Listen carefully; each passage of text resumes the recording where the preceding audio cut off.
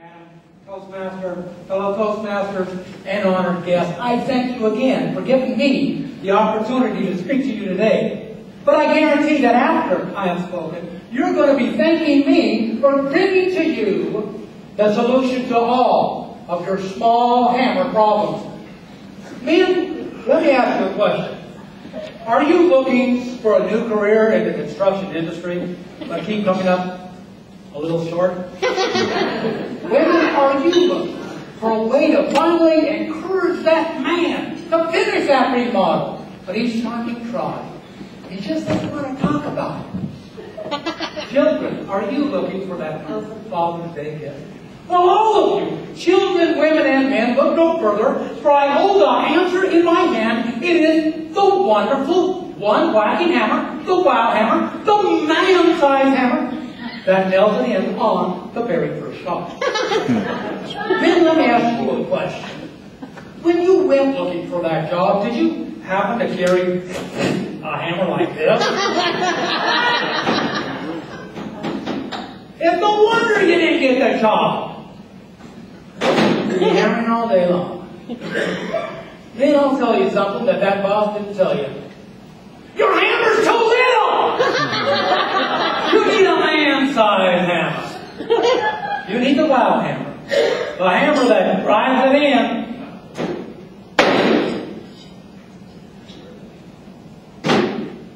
Miss. On the very first shot. It's a miracle! No, my friend, it's not a miracle. It's merely the wow. Solid steel head, extra long shaft, perfectly balanced, and thank you, it's American made. When you suggested that he figured that for you, and he just shied away, he was afraid to tell you something. Something I suspect you already know. He suffers from HD, hammer deficiency. And it has led now to PA. That's right. Performance anxiety. No, it's not his fault. He just used a little hammer he was given. The best he knows how. But you and I know, dear, the job is too big for that hammer. He needs your understanding, he needs your help, he needs your love. And he needs a man-sized hammer. He needs a wow hammer, a wonderful, one-whacking hammer that drives it in on the very first shot. Children, your father really doesn't need another tie. He doesn't want another handkerchief. What he really wants, what he really needs is a man-sized hammer. When you get older, you'll understand. Imagine this Father's Day when you hand your father the hammer and he'll take it.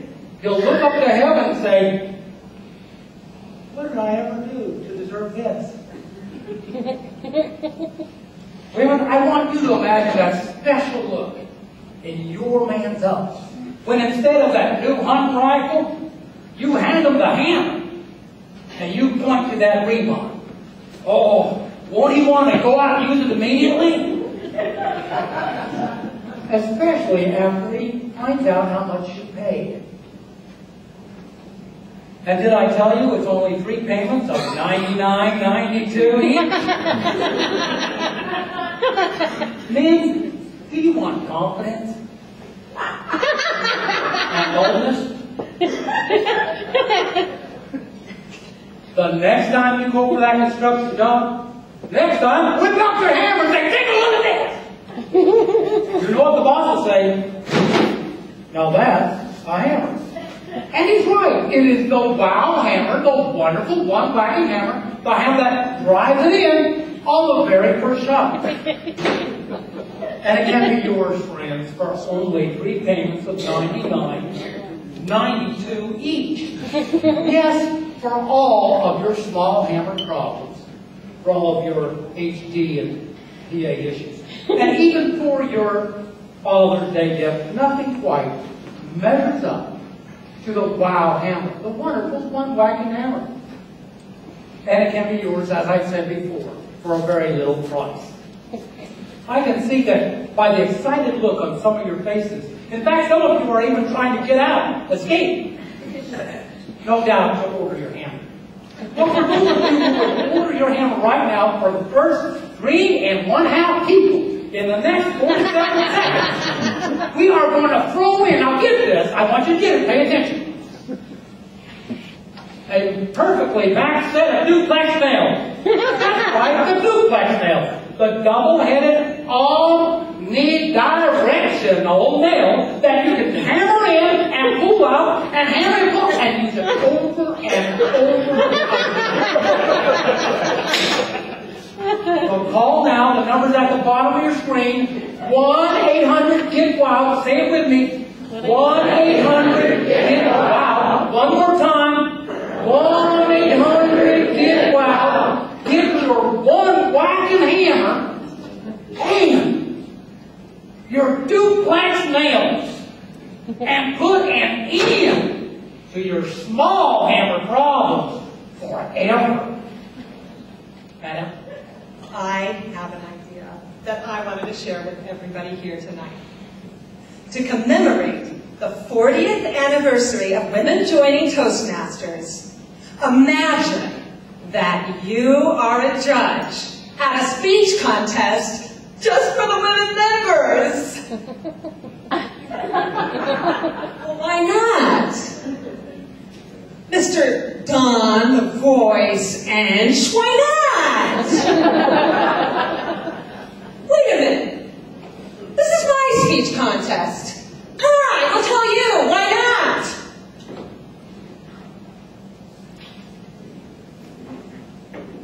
Welcome to the finals of the Miscommunication International Contest. I'm Katrina Conundrum, your host, and I am thrilled to introduce to you today our 3 fabulous finalists.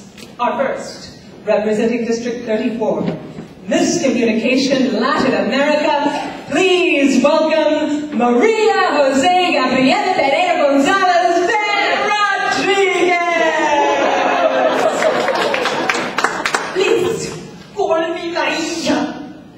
Maria, share with us, please. What led you to enter the Miscommunication Contest?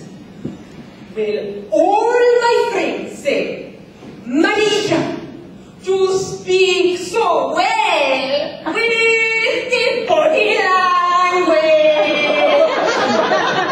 The body language. Thank you, Maria.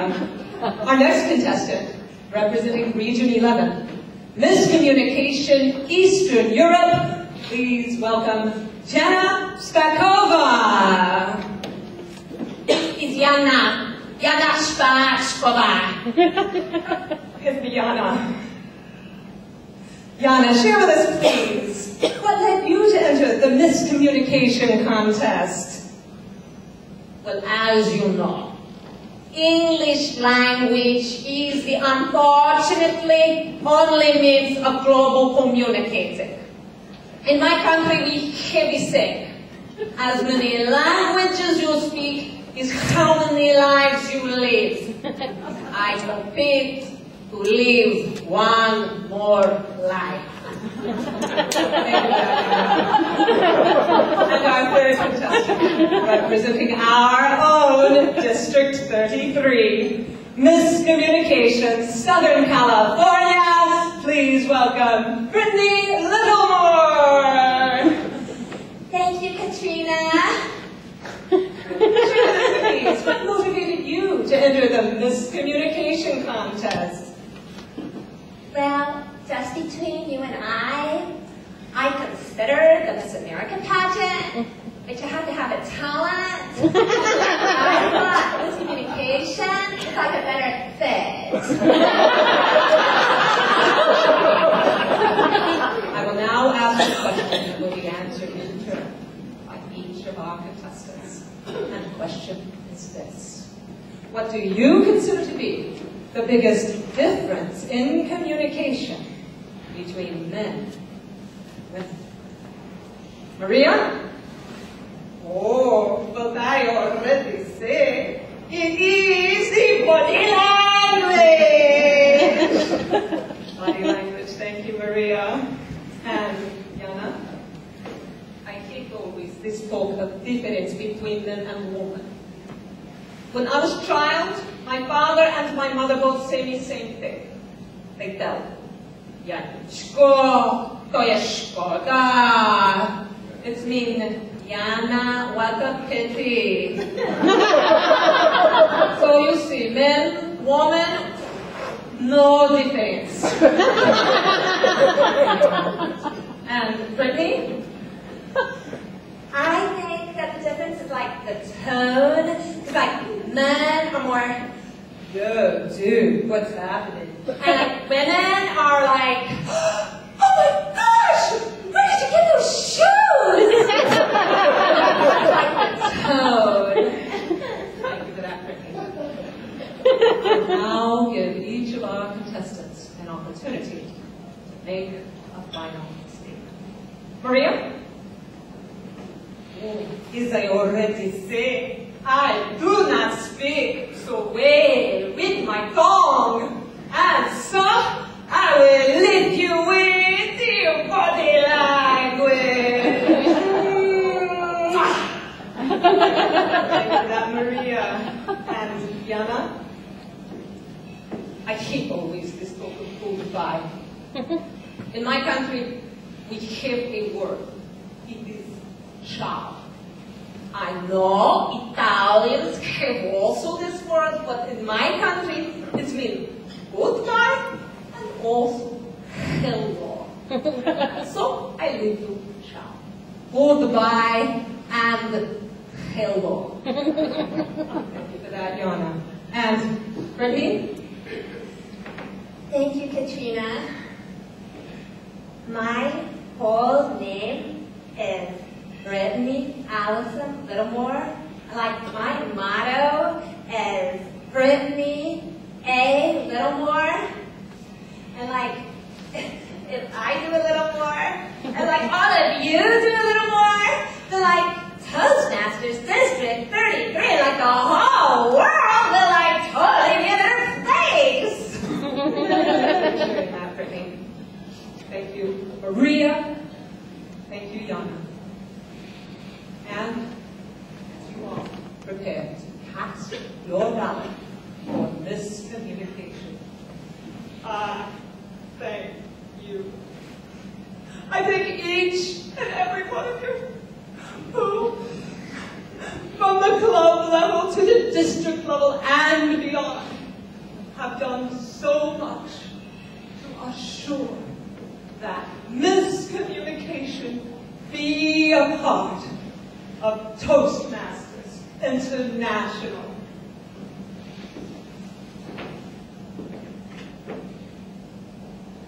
A contest just for the women members? Friends, fellow competitors, Madam Toastmaster, you have just heard. Why not?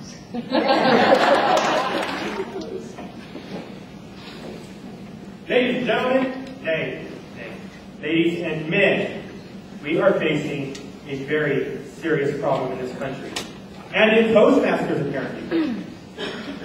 The value of manliness is declining rapidly, and I have an experience to demonstrate this occurrence. A couple of weeks ago, a friend of mine gave me a call, and what he said and what he did demonstrates the seriousness of this issue. He calls me up. So the phone rings, I answer it. Hello? And he says, hey, Ms. Brian, what's going on? Now I want you to pay attention to this, because the way I answered the phone is manly. As a man, I answered it with a deep voice, assuming there was a man on the other line. But the way he responded was the way a man speaks to a woman. When you're on the phone with a woman, a man's voice lowers. He's got that seductiveness. So when he says, oh, hey, this is Curtis, or Brian, how you doing? What? I'm off guard here. I'm caught off guard. I'm watching sports. So again, he asks, what are you doing? Now, when you're on the phone with a woman, you can ask this 3, 4, 5, 7, 2,000 times. It doesn't matter because they're always doing something different. But trust me, as a man, I'm doing the same thing. So I asked him, what do you want? Oh, I was wondering if you want to go get a bite to eat, maybe see a movie. No.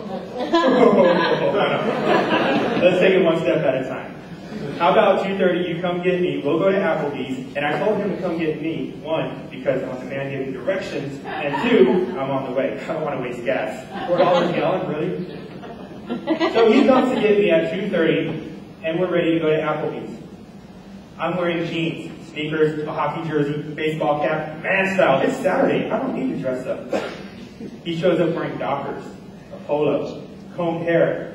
Now, I understand the women in the audience are thinking, I need to change. I can't go out with this match like this. As a man, we roll out like that. I'm going as is. I'm not changing. So we go to Applebee's. We walk in, and there's a very attractive, must be 19, 20-year-old woman at the hostess desk. And of course, she asked, just like she asked everyone else, are you together? What do you think his response was? Yes. Well, hold on. We came together, and we will be dining together, but we're not together. He understood. Her next question, because it wasn't busy, it was the afternoon, her next question, would you like a booth or a table?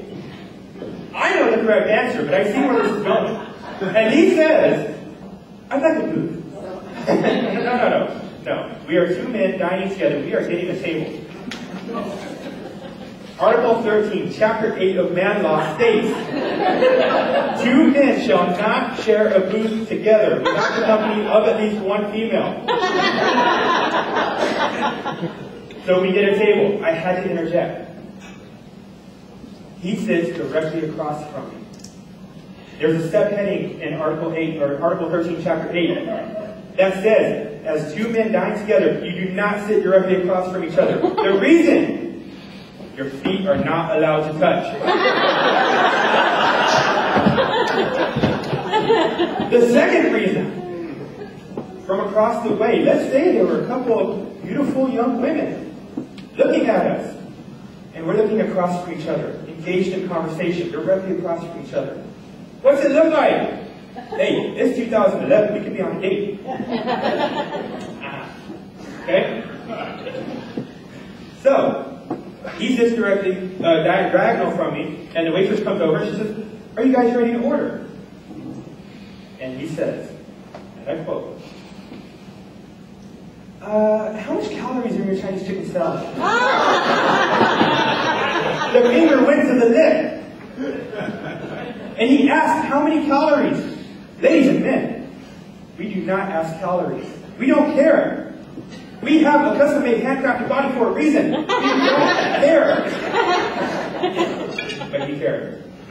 So because he ordered the Chinese chicken salad, what do you think I ordered? Steak! How many men in here ordered the tri-tip? Raise your hand.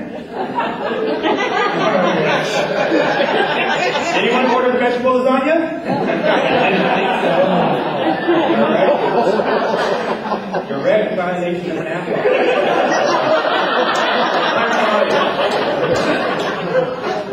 So at the end of the meal, I said, I don't feel like watching a movie. I need to go home. I need to drink a beer, watch some hockey. I need to do manly stuff. I want.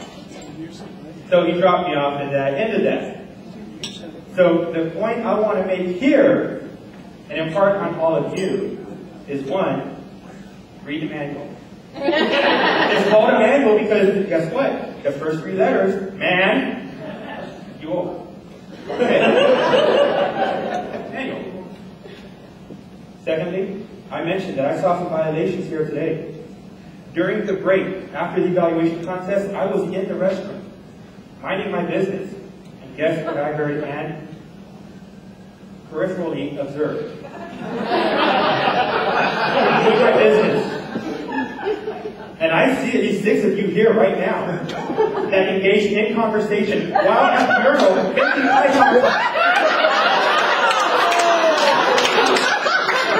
Violation of man law cannot continue.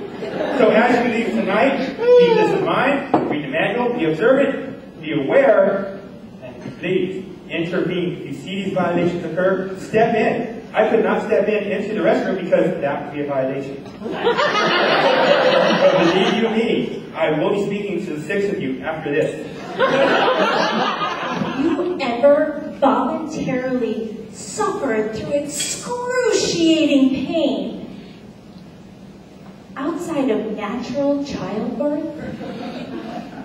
And watching the Justin Bieber movie? Running a marathon is the worst pain you can choose to experience. How can I make this statement? Madam Toastmaster, amazing members, and anyone who only chooses to run to the last piece of pie at the 2-for-1 buffet. Hi, my name is Dawn, and I am a runaholic. Skeptics ask me, did you really run the entire marathon? No. I stopped in mile 26 because 26.2 is just ridiculous. It's New Year's Eve. I'm at a party on the couch waiting for the ball to drop when my friend Christy staggers over. Dawn! Dawn!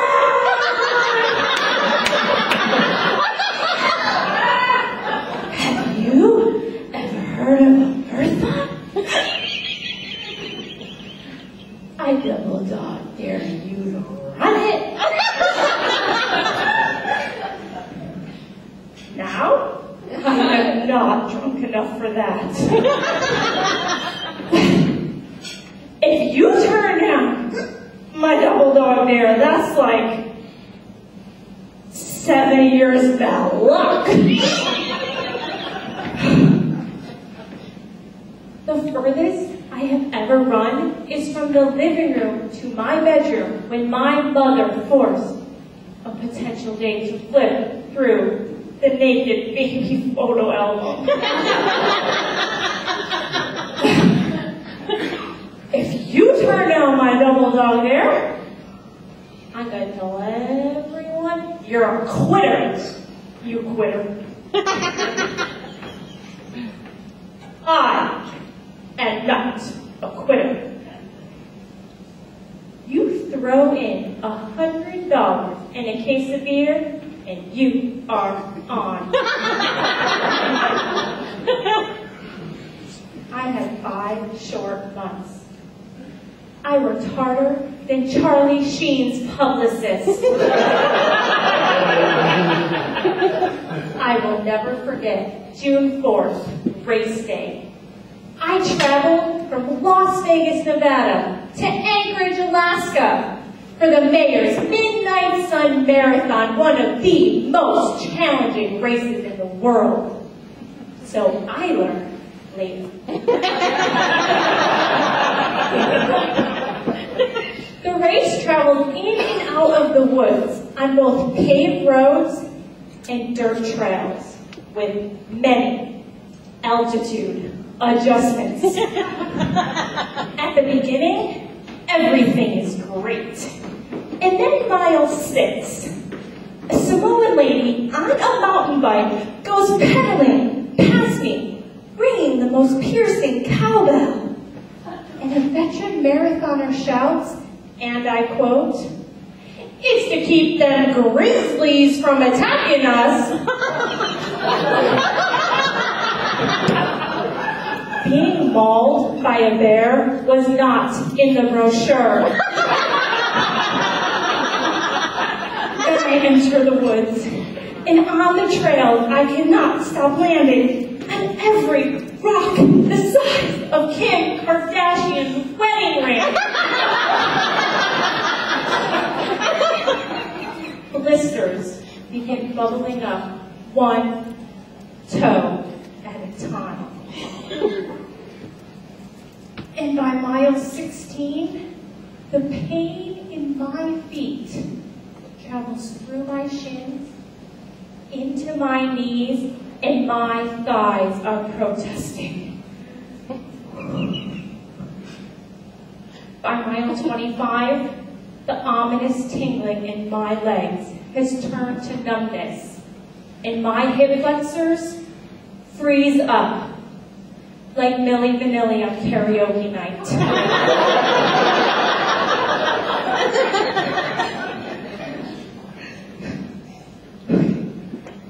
And finally, the last 0.2 miles are all uphill.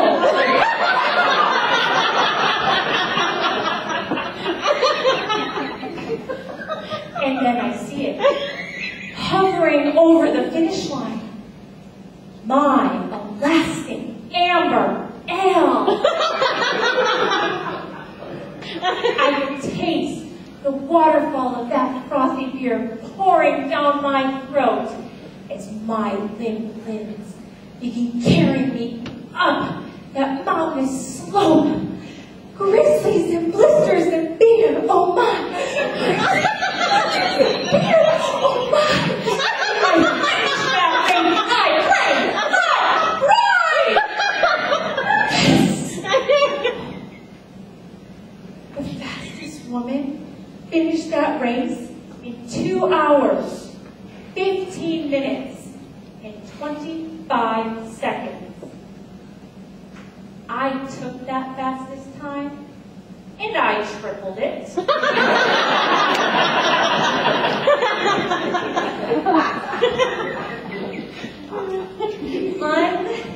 Unbelievable pain that you will feel melts away when you're handed that well-deserved certificate of participation.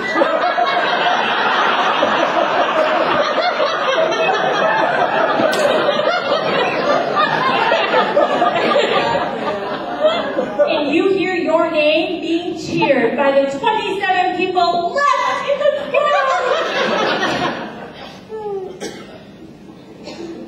What reward would it take for you to run your marathon?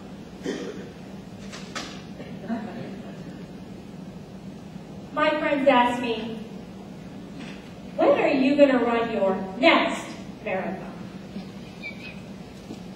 Is that a double dog there? Madam Toastmaster, fellow Toastmasters, friends, guests, and everyone within earshot who's ever had an awkward or bad date that made you do this. I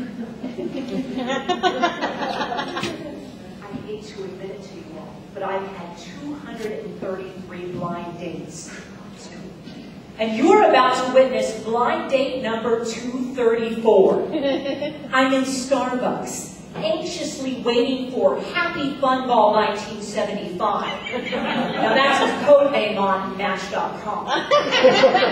He describes himself as 35, single, a Cal grad with a profound fear of shellfish and Dr. Phil. A moment after I ordered my drink, I scanned the room, still waiting for him to show. When out of nowhere, up walks talk show legend Larry King. Well, not the Larry King, but a very convincing Larry King lookalike. Becky, it's me, Happy Fun Ball from Match. I hope you don't mind, but I subtracted a few decades from my age. I didn't know whether to run or ask for an autograph. How many of you in this room have at some point had an awkward or bad day? Well, don't worry, because I'm here to share some advice for the ladies and gentlemen on how to find the perfect man. Now, inside this black bag is the perfect man. He's compact, he travels light, and he fits easily in the overhead. I should say is inside this bag is everything I need to find the perfect man. There are the rules to follow. An in-depth psychological analysis of why hasn't he called? And when he hasn't called, there are strict directives on how to dump that chump. He's just not that into you? Ladies, don't worry. Be honest. You really weren't that into him either. Real hopefuls. And my personal favorite, why men love the and the follow-up guide, the divorce guide for and the men who love them. Now, in these masterpieces, we are told that you can never be too rich, have too many diamonds, or have lips that are too large. That's useful information for me to know. So I'm going to go ahead and remedy that problem right now.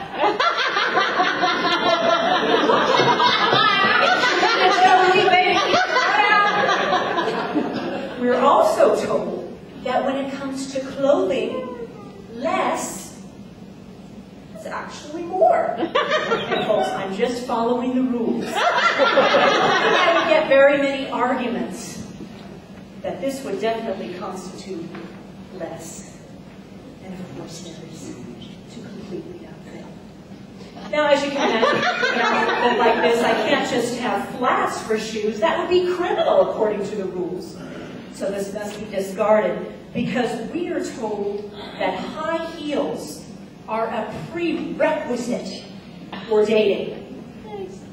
And of course, the higher the heels, and the more difficult to put on, especially on a stage in front of the better.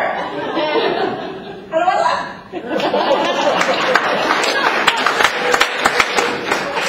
Now, gentlemen in the audience, I know that dating is no picnic for you, are you, right? I mean, you guys are told blondes have more fun, right? While redheads are more vivacious, feisty. Wait a minute. Maybe it's brunettes. Brunettes are exotic and mysterious. Well, wait a minute. What are you supposed to do? I did. Faces covered. Problem solved. How many of you all remember John Belushi from Animals? Yes. I dated his double. Back then, I was reading these dating books and following some of the directives, so it's no wonder I attracted American Maverick. That was his code name on Match.com, which should be renamed mismatch.wasteoftimeandmoney.com. Now, unfortunately, American Maverick became my Sacramento Psycho. How else do you describe a 40-year-old attorney who likes to give vodka shots to his bulldog in his spare time? Now, American Maverick's house would have given Martha Stewart permanent psychological damage. Walk inside and you're transported into what appears to be a Caltrans museum with stolen license plates, California exit signs, flares, orange cones, and to top it all off, right in the living room, next to the fireplace, a porta potty. No, I didn't go near it. And yes, I broke up with American Maverick, changed my phone number, and moved to another part of the state. So, the question tonight is, other than not following these ridiculous rules, how do you attract the perfect mate, the perfect date? Well, I'm here to tell you the answer. The answer is there is no simple answer. And let's face it, I don't have the best track record. I dated a man with a porta potty. I'm standing in front of you with a rainbow wig. But Blind date number 235. I'm ready.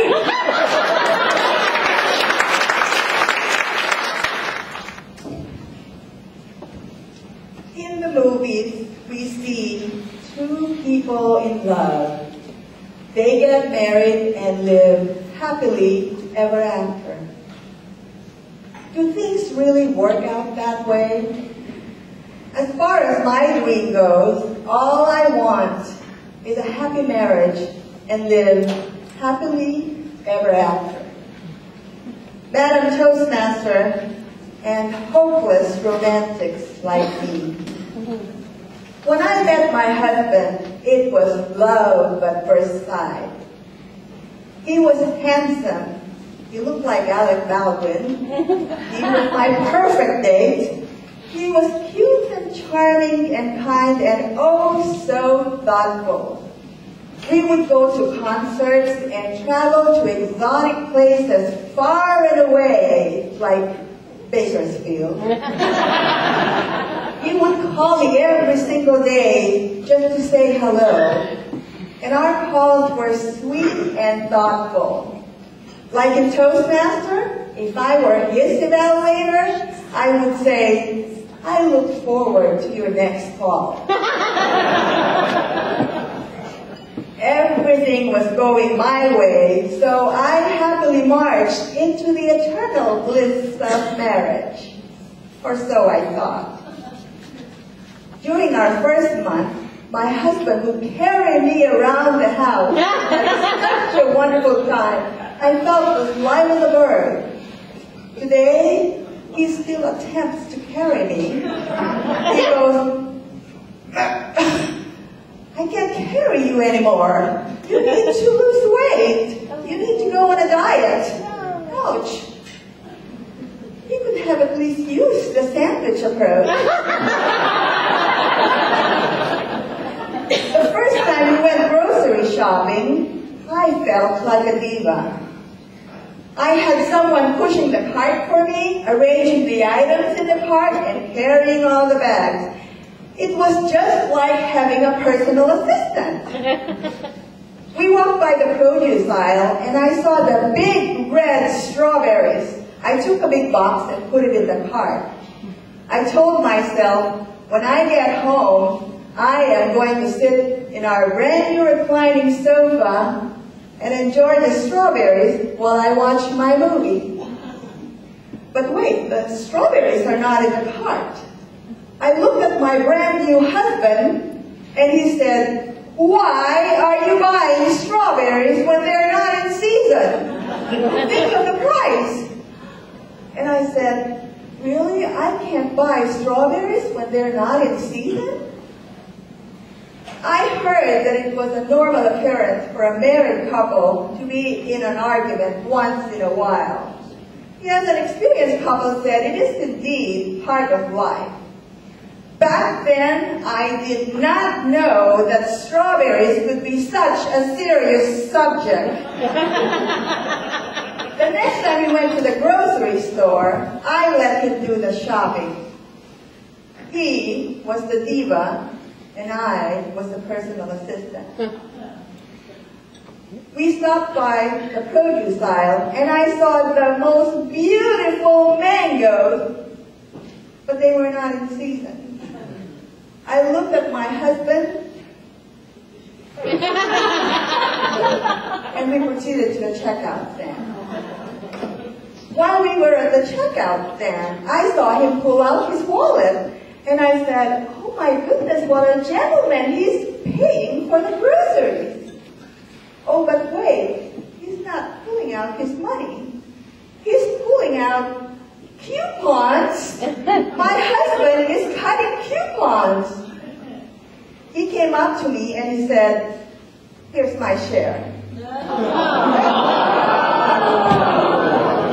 I learned not to take him shopping with me, especially when I go to Macy's. I also learned not to take him with me when I go shopping for my clothes and elsewhere. I also learned not to show him my shopping bags. or he will end up mentally calculating my expenses even in his sleep.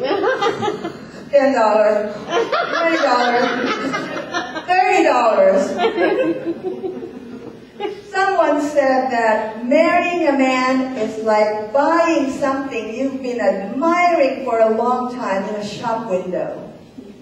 You may love it when you take it home, but it doesn't always go with everything in the house.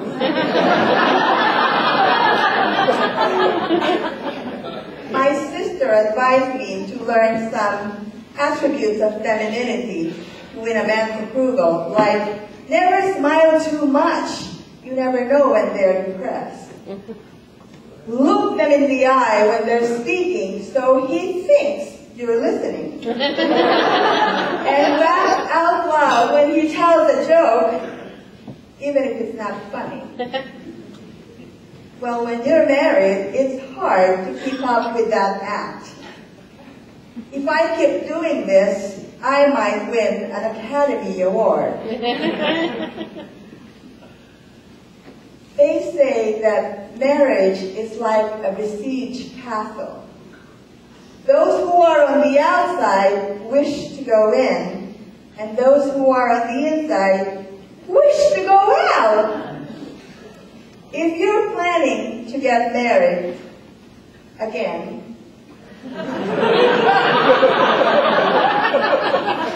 don't think of the happily ever after phrase too much, because real life is nothing like in the movies.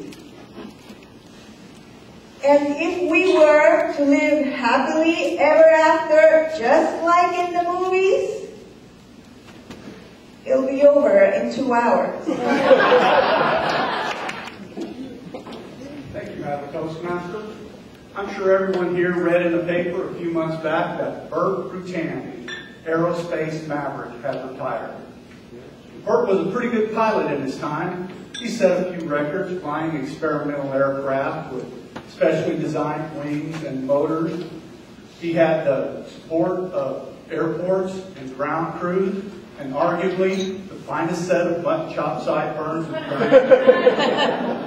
Fellow Toastmasters, honored guests, I would like to submit that I am also an aerospace maverick. I've flown a craft with none of the frills Bert had. No motor, no wings, no instrumentation. I've flown a craft with the aerodynamics of a toe sack full of pudding. I've flown a 24-foot aluminum extension ladder. A 24-foot aluminum extension ladder, you gotta want it. Bert don't want no part of it. You have to be willing to push yourself and your ladder beyond the limits of man and machine. You have to possess a total disregard for your own personal safety and the safety of anyone who lives your home. Ask anyone who knows me. I am fully qualified. Like most great historic events, mine started simply enough at the very first house I ever owned. It was a 2-story and had a wooden facade above the garage on the 2nd story. I was proud of my house, and I wanted it to look nice. So I made plans to paint the facade with turpentine and linseed oil to protect it. I hate painting. And since it was a hot summer day, I fortified myself with a liquid diet, rich and hot, to purify my system and create a state of mind completely devoid of rational thought. When my wife and neighbors saw me get my ladder, they came out to watch. I think deep down they knew something very special was about to happen. I filled a 5-gallon bucket with turpentine and linseed oil, got a roller, and set up my ladder. But there was a problem. The garage roof extended a few feet out between the 1st and 2nd floor. My solution was to set the ladder at an extreme angle so that it cleared the garage roof. This caused footpaths to rest on the sloping part of the driveway. Well, at first everything went smoothly. But when I got to the middle of the facade, even with the ladder fully extended, I was still about 4 feet short of the apex of the facade. That's all right. about 6 feet tall. My reach and the length of my roller should make up the shortfall. Well, good plan, right? I climbed the ladder, hung my bucket on the very top rung, dipped my roller, climbed up a couple of more rungs, and began reaching for the apex of the facade. Here's an interesting little tidbit. Liquid weighs 8 pounds per gallon. Simple addition tells us I had about 40 pounds in my bucket of turpentine and linseed oil. And at the time, I was young, trim, 200 pounds. Hard to believe, I know. And about a third of my body was above the tips of the ladder, about 75 pounds.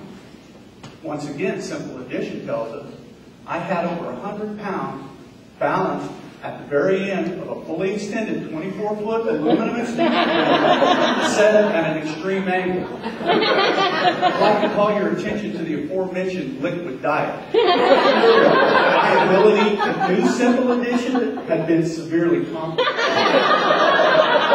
As my roller touched the very apex of the facade, liftoff was achieved. My descent was amazingly rapid. The ladder tips intersected the garage roof between the first and second floors. The rail shot me and the ladder out over the driveway. I was airborne. It was glorious. And even though my flight only lasted a couple of seconds, I believe that's just long enough to secure my place in history. I jettisoned my roller and prepared myself for what was obviously going to be a very rough landing. Lucky for me, my bucket of turpentine and linseed oil was still full when my head entered it. The viscosity of the liquid and the crush force of the bucket against my sternum and shoulders allowed my head to hit the concrete driveway with just slightly less than lethal force. A normal man probably would have been killed. I think everyone in this room can agree I am not normal. The landing left me dazed for a couple minutes, but my wife says I did kind of a victory dance where I shuffled around in a circle with my arms hanging down, bellowing and cursing and dripping turpentine and linseed oil. My wife and neighbors were laughing so hard. It was difficult to remind them that I needed to go to the emergency room. My post-flight check-in. Later that evening, through the haze of the painkillers the doctor had prescribed, my eyes still burning from the turpentine, I contemplated my forearm, now completely bruised from the palms to the elbow. My new necklace of scrapes and broken blood vessels, and the unicorn-like knot. I had to ask myself, am I insane? Am I recklessly foolish? A danger? A menace to anyone who gets within 24 feet of me? Or, like Burt Rutan, am I an aerospace maverick? Fellow Toastmasters, honored guests, I'll let all of you decide. Madam Toastmaster, fellow Toastmasters, after joining Toastmasters and attending meetings for a number of months, one day I received a call from the educational vice president. The conversation went something like this. Albert, she said, I did not realize that you're a member of our club. What do you mean? I said, I've been attending meetings every week for the last 6 months. Yeah, but you're always sitting in the darkness corners of the room trying to make yourself invisible. I thought that perhaps you were a fixture that came with the room. No, I said, I'm a Toastmaster. Well, then you have to participate, she said. Let me look at my schedule. We have an opening for a speaker 3 months from now. I'm going to put you down for your icebreaker. Well, that's not fair, I replied, you give me such a short notice. I accepted the challenge. Preparing myself for the icebreaker, I realized you have to talk about yourself. Easy, my favorite subject. I'm talking about myself 24 hours a day. Even during my sleep, they tell me I talk about myself. But just in case, I memorized some important facts. I memorized my name. I memorized when I was born. The day of the speech, I was ready. I went to the meeting with all this information. I was wearing my red suit with my purple tie. Time for the speech, the Toastmaster introduces me to the audience. But as soon as he leaves me alone, I didn't know what to do. I started looking, everybody's looking back at me. I can't remember anything, so I started looking around. I see the Toastmaster is going like this. Go ahead, tell him the name. I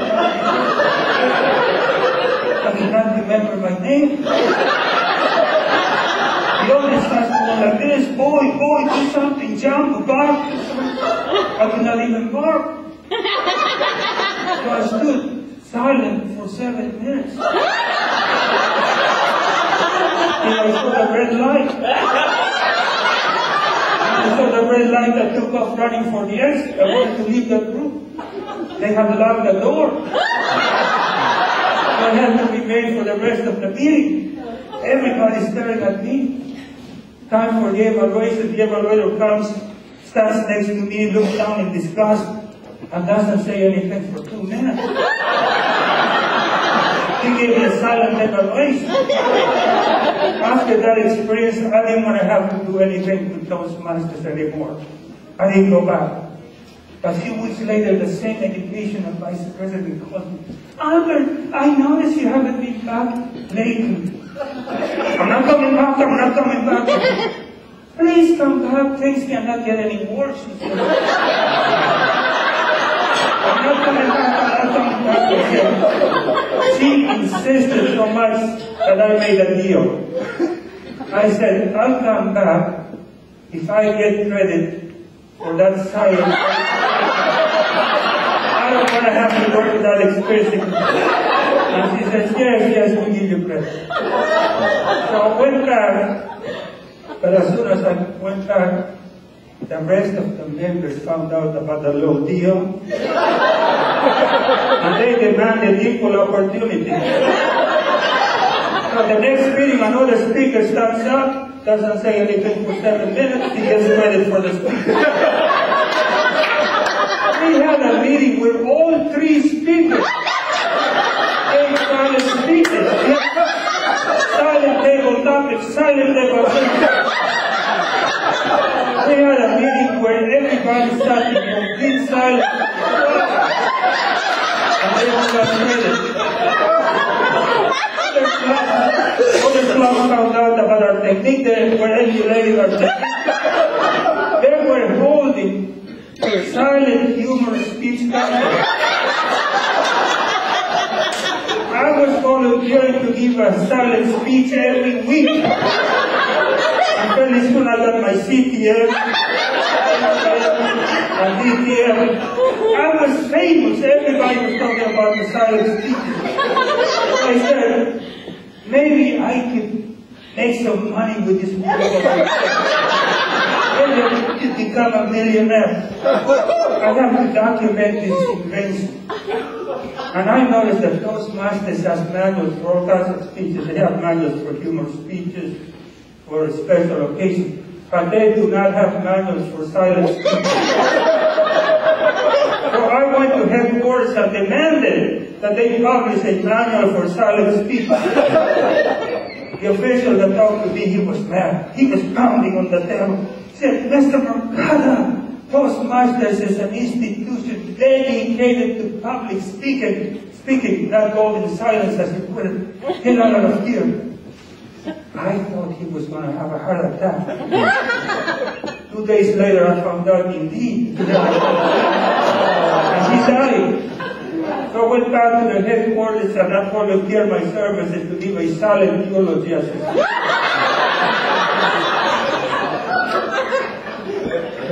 the official that talked to me said, get out of here because otherwise we're going to schedule 2 funerals and one of them is going to be your own funeral. And by the way, he says, we're stripping you out of your CTM, ATM, DTM. If you want to remain at Toastmasters, you have to start all over again with a new icebreaker and sign this agreement right here.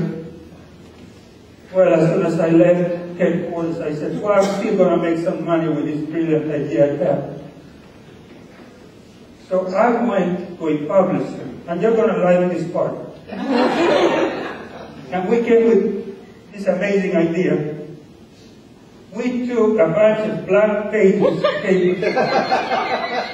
and we put them with a cover. And we're going to publish the best of the science people.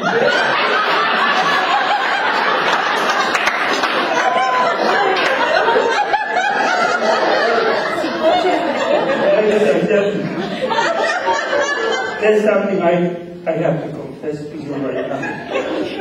I have every intention of using one of my silent speeches tonight. But when I walked into this room, I noticed that one of you looks a lot like that professor that was banging on the table. So instead I had to give you my official icebreaker.